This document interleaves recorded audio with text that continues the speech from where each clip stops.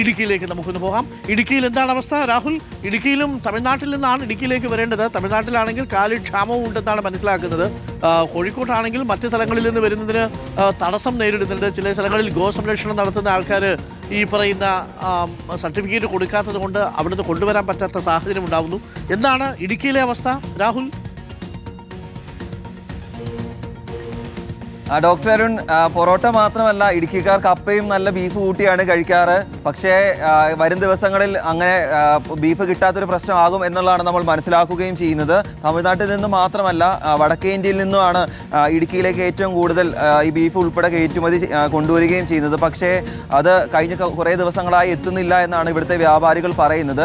അത് ഈ ആളുകൾ തടയുന്നതിൻ്റെ പ്രശ്നം മാത്രമല്ല, ഈ സർട്ടിഫിക്കറ്റ് ആന്ധ്രാപ്രദേശ് സർക്കാർ ഉൾപ്പെടെ ഈ കന്നുകാലികളെ വിടുമ്പോൾ ഈ സർട്ടിഫിക്കറ്റുകൾ നൽകണം. ആ സർട്ടിഫിക്കറ്റ്, ആരോഗ്യം സംബന്ധിച്ച സർട്ടിഫിക്കറ്റുകൾ നൽകാത്തത് വലിയ പ്രതിസന്ധി ആകുന്നു എന്നാണ് പറയുന്നത്. അതുകൊണ്ട് തന്നെയാണ് വെള്ളിയാഴ്ച മുതൽ ഇടുക്കി ജില്ലയിലെ ബീഫ് വിൽപ്പന നടത്തുന്ന എല്ലാ കടകളും അടച്ചിടാൻ തീരുമാനിച്ചിരിക്കുന്നത്.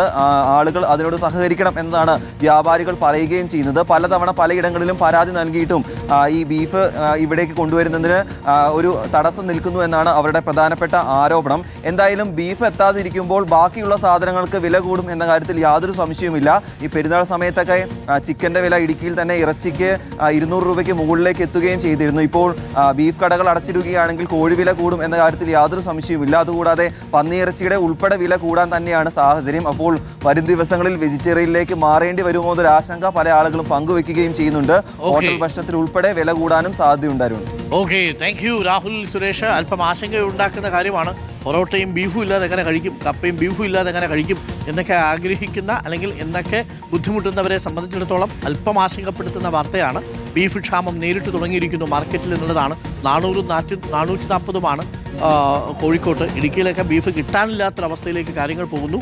അത് പ്രത്യേകം ശ്രദ്ധിക്കുക.